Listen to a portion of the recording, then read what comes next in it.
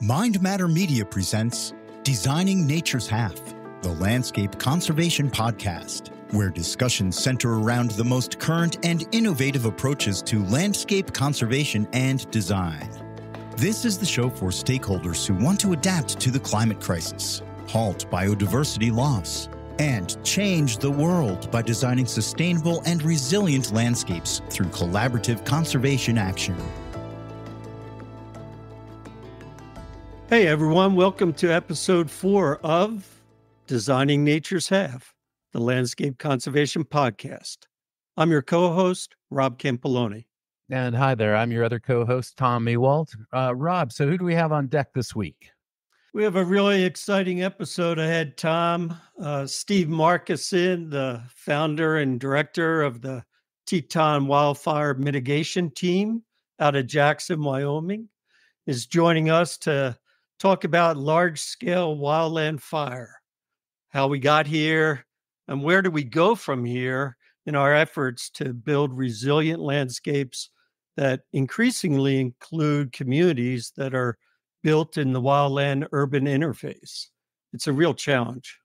Yeah, right. And you know, we've kind of learned a lot about wildland fire over the decades, and we know that it can be both a friend and we know that it can be a foe. I think that's the way most people think of it.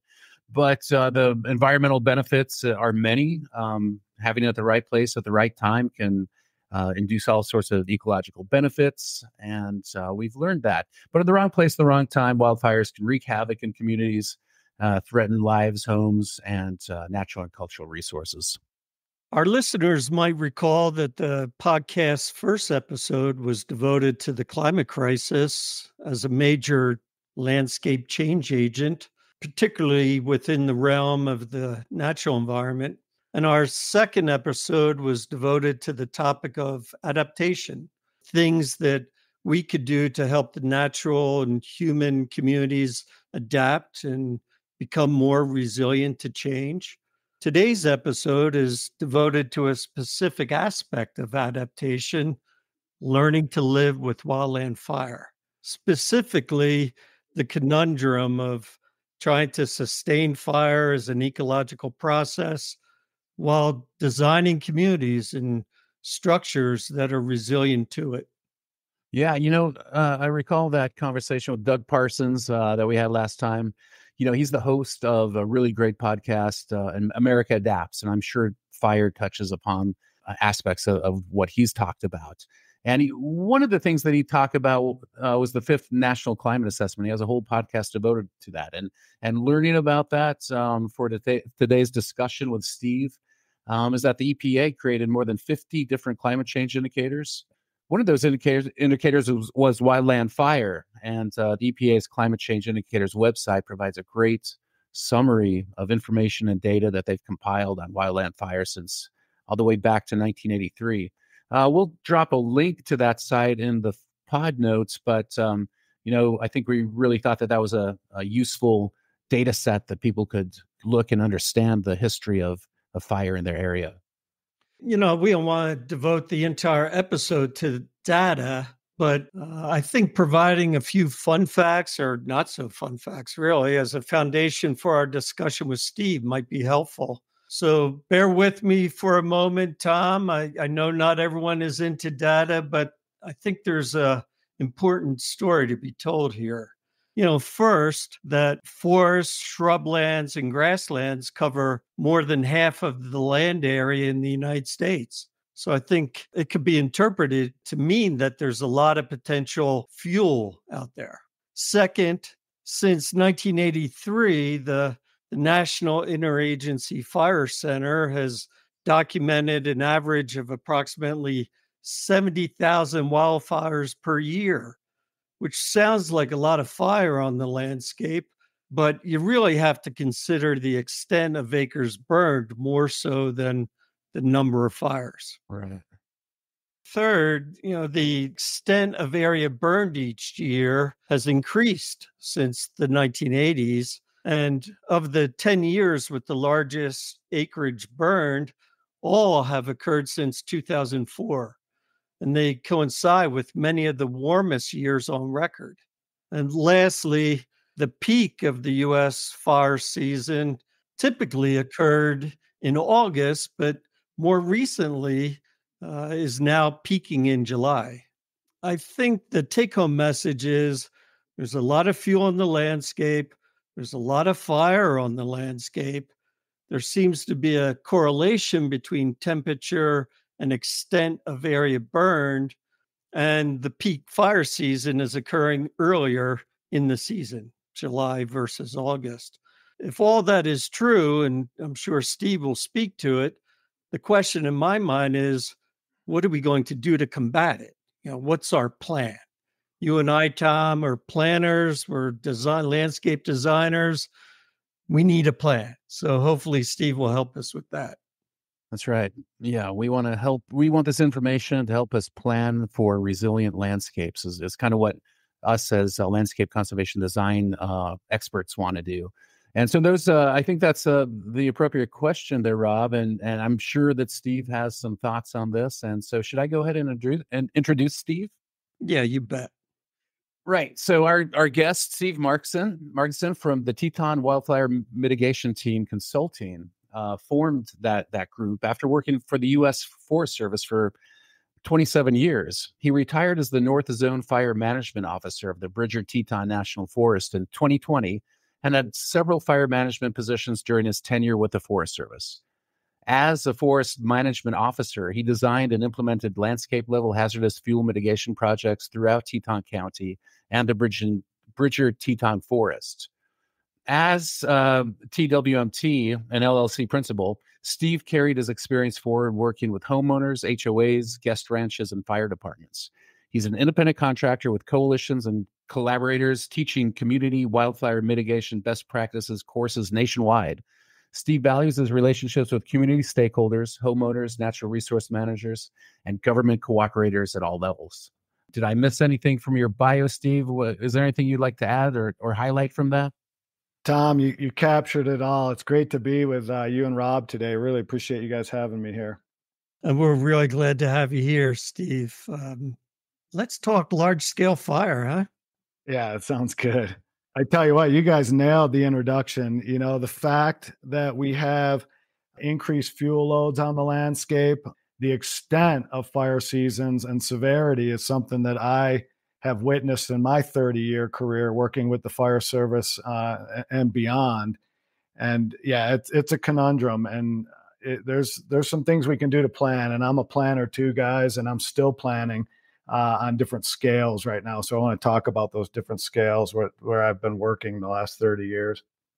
Before we do those, Steve, do you have any perspective on the summary that I provided of the EPA's climate change indicators, that there's a lot of fuel in the landscape and a lot of fire on the landscape, and the correlation between temperature and extent burned and peak fire season, occurring earlier in the season? Just any general thoughts about that? Maybe what's some of the drivers or whatever. I'll just leave it wide open for you. We'll get down into the details throughout the course of our discussion today, but I thought that'd be a nice opening for you.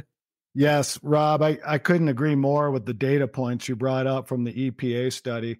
I mean, overall, there's numerous studies out there that show changes with climate, flash drought, and drought indexes are the main driver of not only increased fire weather, but just the extent of fire season on the landscape, the severity of fires that we witness now, and the duration of fire season.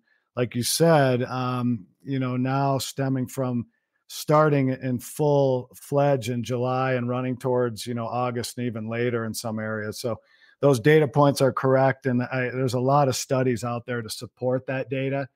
And my personal experience and my counterparts who I fight fire with for years, we see the same thing on the landscape. It's pretty incredible how long fire season goes now.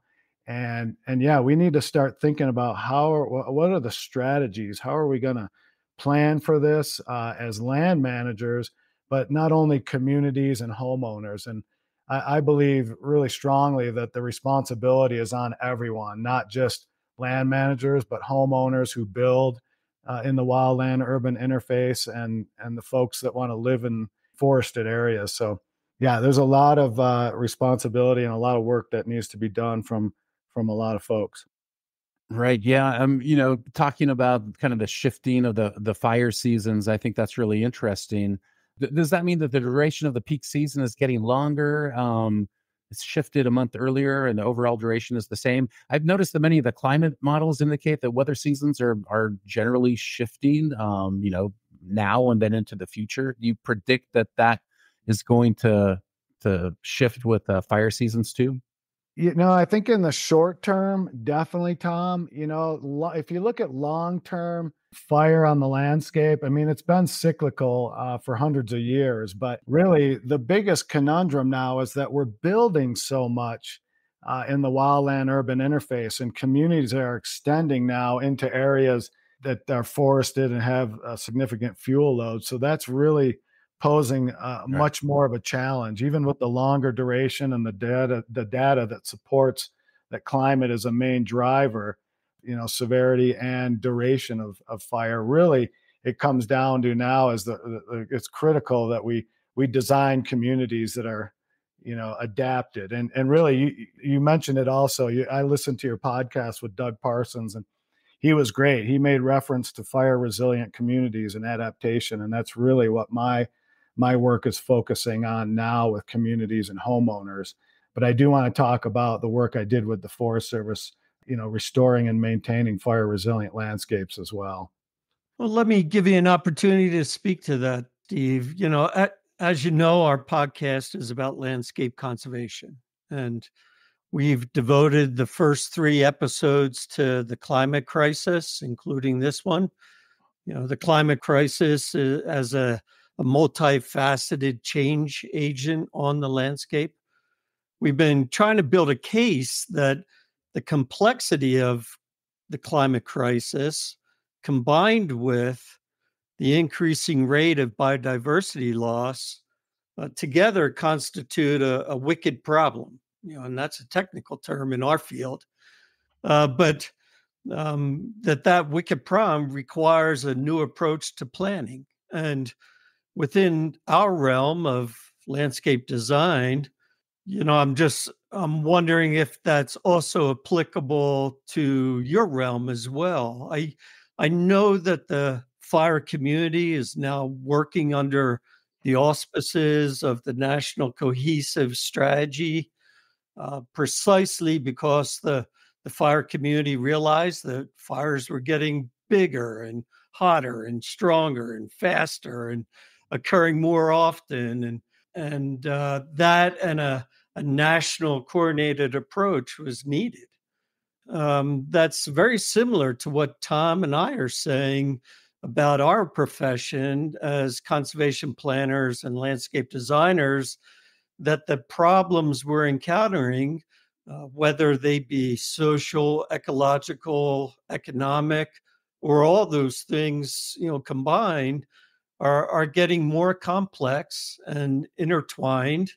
And as a result, we need a new strategy. That strategy is often thought of in our field as landscape conservation. And, this idea of diverse stakeholders coming together in some identified landscape, and you could define, that landscape any way you want, ecosystem, ecoregion, watershed, whatever. And, that those stakeholders work collaboratively to develop strategies to further landscape sustainability. And by sustainability, I mean an overall condition of low vulnerability and high resilience. That's kind of the standard that I use. A common problem that landscape stakeholders are having in our field is when and where they come together, when and where they do come together as a collaborative, is that they lack a holistic, systems thinking, science-based approach that helps them develop a game plan for advancing sustainability in their landscapes. And I think that's where the cohesive strategy could help as a a real life example of a nationwide coordinated approach to address a wicked problem. Can you introduce our listeners to the cohesive strategy, maybe within the context of what I've provided in this admittedly long-winded windup?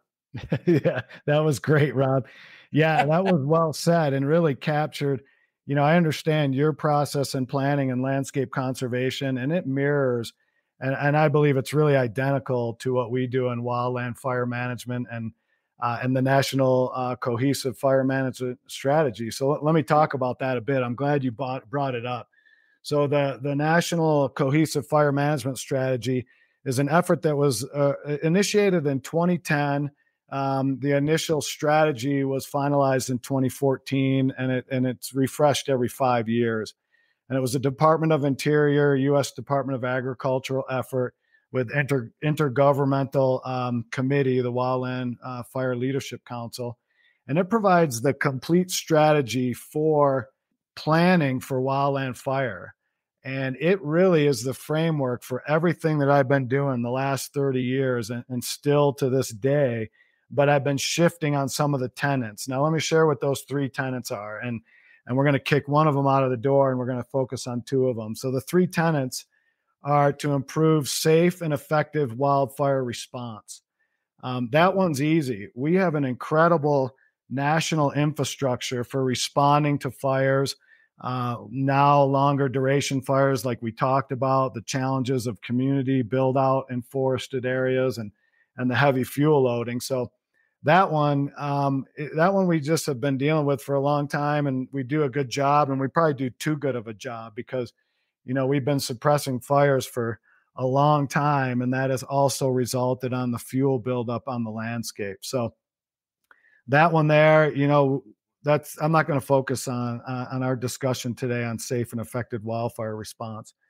The other 2 tenets are to create fire-adapted communities that are prepared, communities that understand the role of fire on the landscape and living with fire, living with smoke, things that Doug mentioned in the last episode with you guys.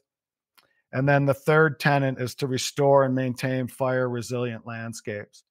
And it's pretty incredible the work that not only federal and state agencies, but communities and fire departments and across the country as a whole, all of these interagency agencies, but also non-governmental agencies and municipalities have adopted these strategies to move the process forward. And so at the greater level, on the national level, all of the stakeholders includes tribes, Park Service, the DOI agencies, Forest Service, but also, that kind of bumps down to the local level where we have a lot of different collaboratives that work at the local level with the same identified stakeholders. So, for instance, in my area, we have the Teton Area Wildfire Protection Coalition that's been going for 20 years here.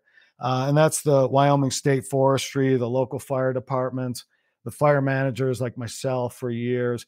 And we design strategies for the landscape for the greater Yellowstone area where I work that fall under the cohesive strategy. So that cohesive strategy gives us the context for making stakeholder decisions, and it drives the whole stakeholder process, similar to what you guys are talking about.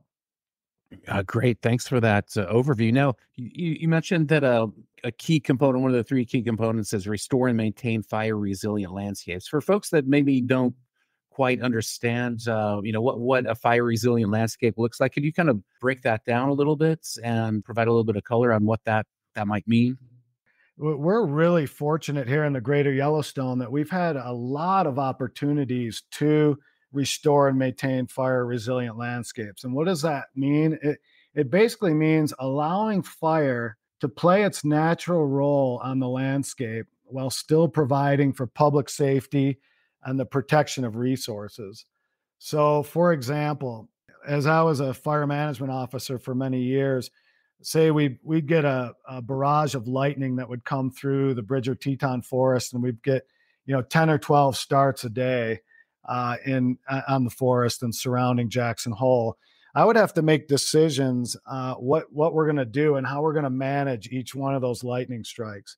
And I don't do that in a vacuum. I would do that with my Park Service counterparts, the fire chief in Jackson, along with the emergency managers and Wyoming State Forestry. So, for example, the fires that were close to communities, that's where the safe and effective wildfire response would come in. Those were just too much liability to allow to play the natural role in the landscape. We put those out. But other ones that are deeper into the wilderness, they might be designated wilderness areas or areas that's just contiguous, non-wilderness, roadless areas. We would look at strategies, and we already have plans in place on how we allow those fires to actually play out on the landscape so we're not suppressing them. We can allow thousands of acres to burn, and then when it gets to a trigger point, say a road that leads to a community, then that's our trigger point to kind of slow it down. So we're actually allowing some fires to do their part on the landscape. That's the first part. The second part is introducing fire by prescribed burning on the landscape, which has been happening in North America for a long, long time with indigenous peoples, and still today.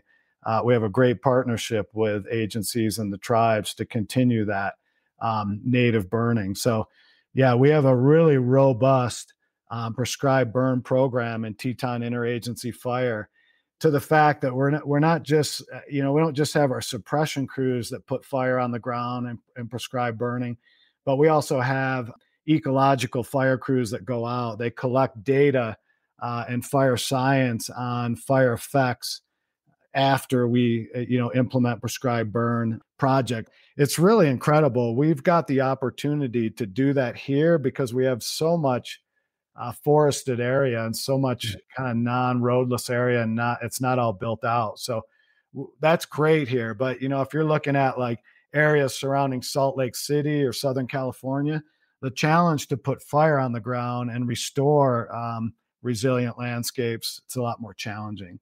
And then lastly, just the fire resilient part means that, when fires come through and they burn, depending on any severity that they burn and any duration, that landscape can bounce back and recover in a healthy way and just reestablish as a healthy ecosystem. And I'll give one more case in point is you look at the 88 fires at Yellowstone, and in the early 90s, we'd drive through there and take visitors through there, and everyone would say, oh, this area just looks decimated. It just burns so hot. And that's the kind of fire regime that Greater Yellowstone, or that Yellowstone is. But you drive through there now 30 plus years later, and it looks fantastic. And it's a fire resilient landscape. Fire is part of the ecosystem. It's bounced back, and it's handling, whatever problems that's thrown at it in a healthy way. So that's what that means, Tom. Hopefully that's clarification enough for the listeners. What if we could rescue the planet from the ravages of the climate crisis and, in the process, save 1 million species from extinction? Would we do it? Former U.S. Fish and Wildlife Service Senior Policy Advisor for the National Wildlife Refuge System, Robert Campoloni, explores the United States' most pressing conservation challenge since Rachel Carson's Silent Spring, the triple planetary crisis: pollution, climate boiling, and biodiversity loss. In Designing Nature's Half, a practical guide to conserve 50% by 2050, Campoloni reveals previous nationwide initiatives to design sustainable and resilient landscapes, provides an easy-to-follow how-to guide for taking a collaborative, science-based approach to identify conservation actions across large landscapes, and advocates for taking a third nationwide try to design nature's half. Learn how to take a synergistic approach to mitigating the climate crisis and conserving biodiversity in Designing Nature's Half, a practical guide to conserve 50% by 2050 and be part of the global movement to save the planet. For more information, visit www.designingnatureshalf.com. When I think about practices like forest thinning to reduce potentially catastrophic wildfires, would that fit into the fire resilient landscape, or is that where else does that fit into the strategy? Yeah, that's a great question. It does, but I'll tell you what, I've implemented thousands and thousands of acres of thinning on the forest to kind of prepare communities for fire. But we're not going to cut our way out of this conundrum. Yeah. And here's an example. It's really helpful if we can put like a fuel break by thinning small diameter trees and thinning the lower limbs around communities, and then take actions within the community. That might help slow the fire front down if it's coming to that community. But that will only be successful if the treatment has been maintained, if firefighters are on scene and ready to accept the flame front as it lowers from the crowns of the trees to the ground. And then, resources can take advantage of that fuel break. So, boy, there are some incredible grants out there right now. And I really want to just highlight the Biden administration for the bipartisan infrastructure law and the Inflation Reduction Act. They've got some incredible grant opportunities right now through the USDA Forest Service, the Department of Energy, and through FEMA that allow for a great deal of landscape treatments. And that would be either thinning, like we just talked about, supporting large landscape level prescribed burning, which really promotes fire resilient landscapes. And then also for planning, those grants through the infrastructure legislation provide for renewing community wildfire protection plans in counties and communities throughout the whole United States. And so there's some incredible work being done. So thinning can help. I would say more prescribed burning is the part that restores resilient landscapes and gets fire back on the landscape. And thinning can help, but we're not going to cut our way out of this fire problem. And that would shift me next to talking about fire adapted communities and the responsibility of homeowners. That'd be a next one to kind of pivot to. Can before we go there, can I ask one more question? Do you think that the prescribed fire practice is being more accepted? Are there limitations to what we can do with that right now, or my sense that it hasn't quite hit the major leagues yet in terms of a practice, or maybe I'm completely wrong. I'm interested on your take on that.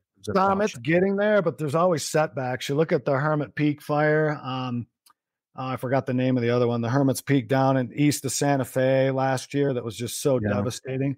It was a prescribed burn. That sets back the prescribed burn program. But I do think throughout the country, there is a great deal more of prescribed burning happening. And there are a great deal of successes, but it's those unfortunate, like 1%, that get lost, that really tarnish the program. I will say too, if you look at like southeastern United States, culturally, they've been burning for a long, long time. And just based on their fuel type and Markason and the type of vegetation, they have to burn every 3 to 5 years. Because they've been burning for so long culturally in the Southeast, it's really accepted. So the risk appetite in the Southeast is much greater, and it's much more accepted throughout that area. There's parts in the United States, like, say the Northern Rockies, where we have a lot more territory and people are used to smoke. Yes, prescribed burning is more acceptable. But then you look at areas, maybe in the Northwest or California that are more populated, and the risk acceptance is a little less. So there's challenges for sure. Yeah. So Steve, sounds like you're leaning towards prescribed burns as kind of the way to manage catastrophic fire, and less so, thinning and cutting. I imagine that the technique used for prescribed burn is potentially alarming to communities, either within the community or on the outskirts of the community. If that assumption is correct, Steve, how do you work around that if that is the desired approach and it's becoming increasingly harder to get the correct conditions to use that approach, plus you have the community pushing back on you? How do you still do it? Yeah, that's the great planning challenge, right? You've got to get everyone involved. We get ranchers, involved. We have a lot of the community members, the HOAs, the rural community leaders, the Wyoming State Forestry, the tribe representatives. All of these folks come on board for whatever collaborative process that you've initiated for those projects. It could be part of the NEPA process if it's laid out in an environmental assessment or environmental impact statement, and those stakeholders are brought in, or through the community wildfire protection plan that I spoke of, where you're bringing all those stakeholders in at the initial stage. And really, I've learned you can't just tell folks what you're going to do. You've got to work with them, get them on board, get them to work within your strategy and even with implementation, and get people out on the ground and looking at units and seeing, what you're doing and why. I'll give you an example again. I worked on this large fuels reduction project just west of Jackson Hole on the Wilson front, the little town of Wilson. And in that NEPA document, we planned out not only thinning close to homes, but then tied into that adjacent would be larger landscape level prescribed burning. And we brought numerous community leaders into Teton Area Wildfire Protection Coalition during that process. And not just with public meetings, but workshops where they're seeing what we're planning, and then we help or we use their perspective and we use their information to validate our data for their communities and really get them involved in the process. And then, the implementation is that much more easier. Now, with that being said, we've been implementing that project for the last 7 years, 10 years now. You can also build on those. If we're doing something on the federal side of the fence, there's numerous state grants that are available for communities to do actions on their lands that are adjacent on the other side of the fence. We use either the Good Neighbor Authority or Communities Assistant to Forest adjacent lands, and that's another grant opportunity. So we have an incredible grant two grants that were right next to our federal projects that are now they're doing thinning. They're not doing prescribed burning, but they're doing thinning in their communities, and really it builds a lot of momentum on both sides of the fence. You could understand that a community would be more willing and interested in doing thinning than prescribed burn. Is it actually the strategy to do thinning closer to the communities and prescribed burning farther out? Yeah, that it is, Rob. You can actually do small diameter thinning and limbing up from below in the communities, and then pile all those piles in the summer and burn them in the fall. So you're still burning, but so you're not even doing selective harvesting. You're just doing thinning from below type strategy in the community. And then as you work out from the community, you might do a little bit more selective tree thinning with smaller diameter and a little more of a fuel break. And then beyond that fuel break, larger and relatively speaking units of prescribed burning. So if you have fire that's coming in from the hinterlands way deep into the wilderness and it bumps up against the prescribed burning areas, it's like a speed bump and it slows down. And then you've got some areas to fall back on right next to the community, to take aggressive action if it's threatening the community past the fuel break. And if I heard you correctly, you were talking about actually bringing those stakeholders, bringing the community into the process of implementation. Is that correct? Yeah, absolutely. We just, my company, and I married up with another engineering firm in Jackson. We wrote the Community Wildfire Protection Plan for Sublette County down in Pinedale, 2 hours south of Jackson, 2 years ago. And part of our stakeholder process was, one, we involved the Sublette County Forest Collaborative, and that's a big stakeholder group of different entities, and the public. And then when we held 6 public meetings, at fire stations, we brought all the public in to validate a lot of the data that we were proposing and collected, kind of the baseline data for strategies for these communities in Sublette County. So yeah, we're bringing everyone to the table, Rob, and And I really try to design public meetings like that, stakeholder meetings, where we're not just getting up and saying, this is what we plan to do.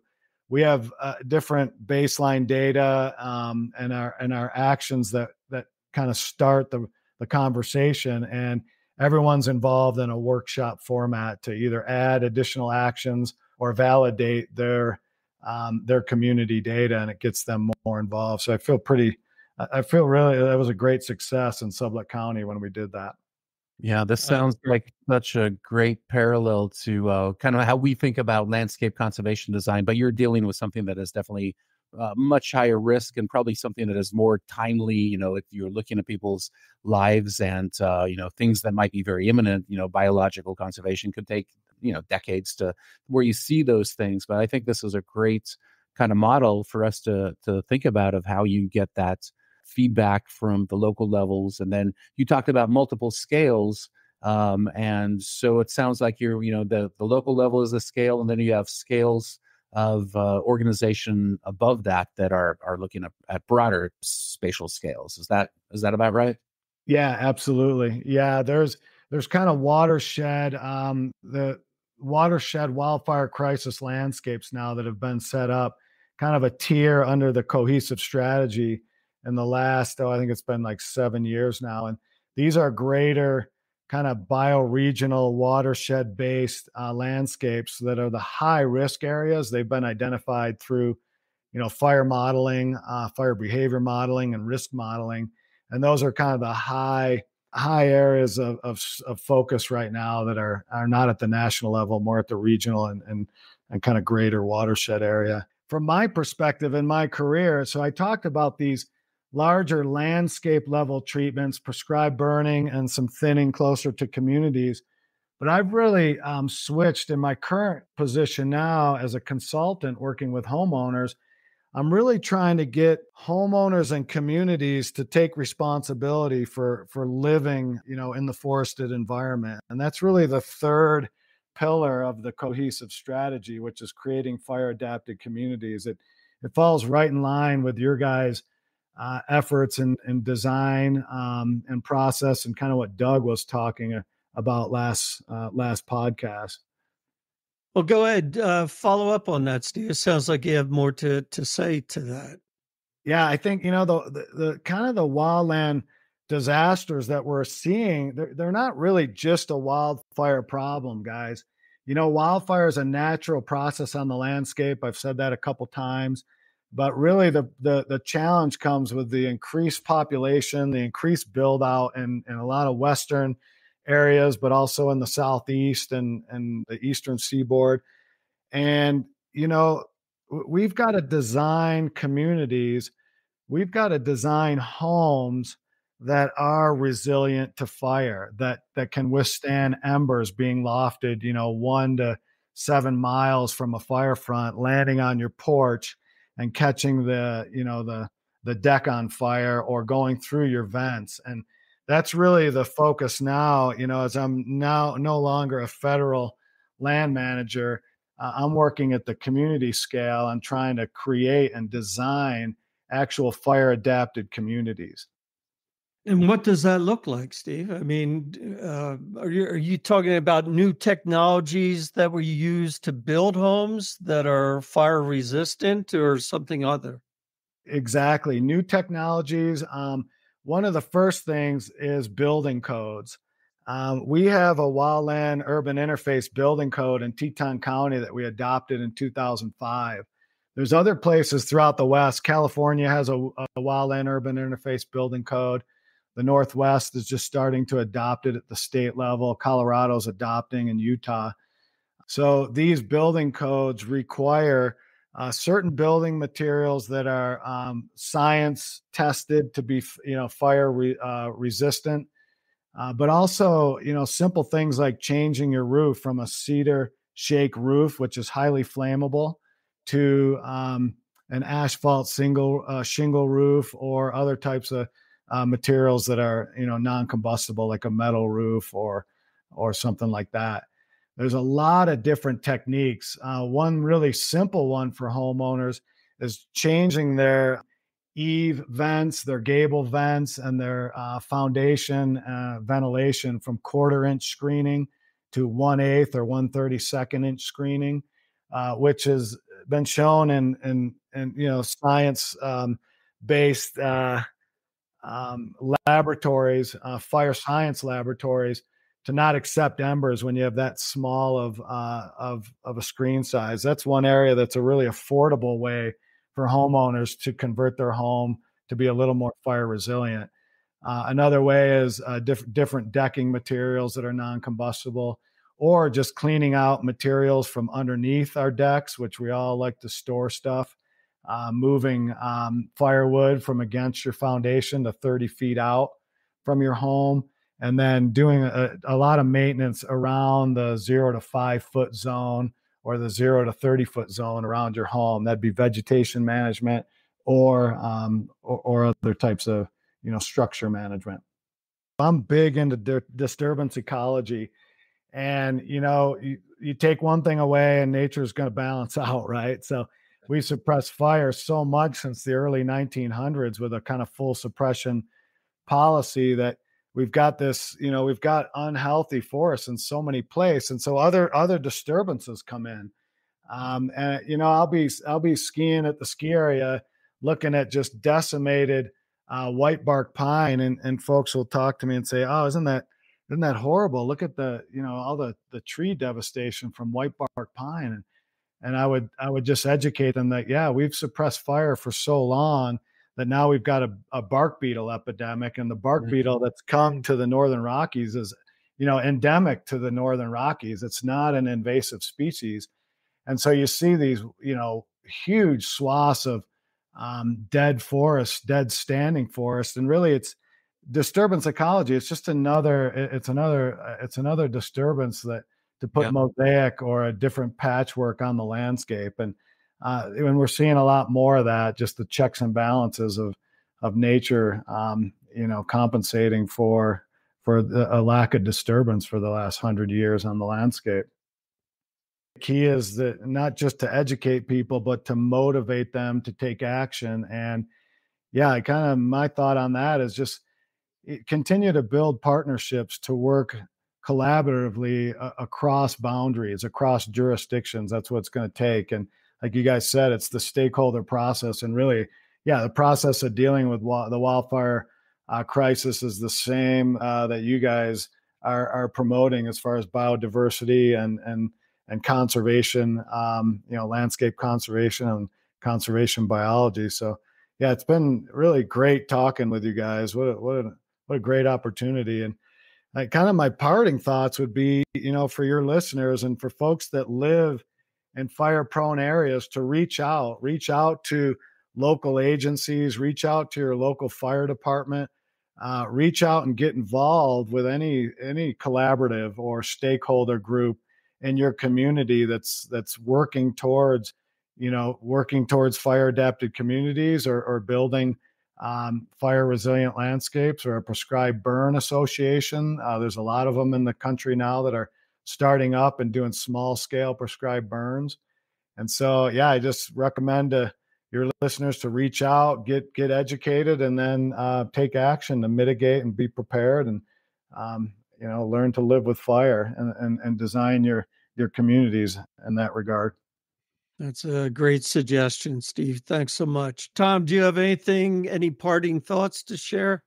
No, it was just great to hear the strategies that Steve is talking about. Like I said earlier, I think they align with generally how we think about biodiversity, although I think we have a slow-moving a train wreck, maybe more so than fire across the landscape. So I think there's a lot that we can learn.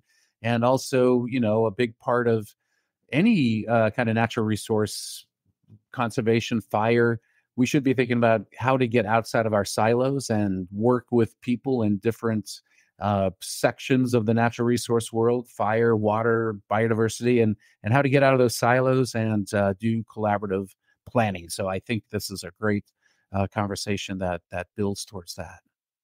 Thanks again to our guest, Steve Markason, and thank you, our listeners, for tuning in to Designing Nature's Half, the Landscape Conservation Podcast. I've been your co-host, Rob Campoloni. And I've been your other co-host, Tom Mewald. Join us again every 2 weeks for another informative episode of Designing Nature's Half, the Landscape Conservation Podcast. Thank you. Designing Nature's Half, the Landscape Conservation Podcast, is researched, written, edited, and produced by Rob Campoloni and Tom Mewald. Lucas Gallardi created the Designing Nature's Half cover art and logo design. Tom Askin is the voice behind the intro and outro, and the music was written and performed by composer Alexei Kistlin via Pixabay.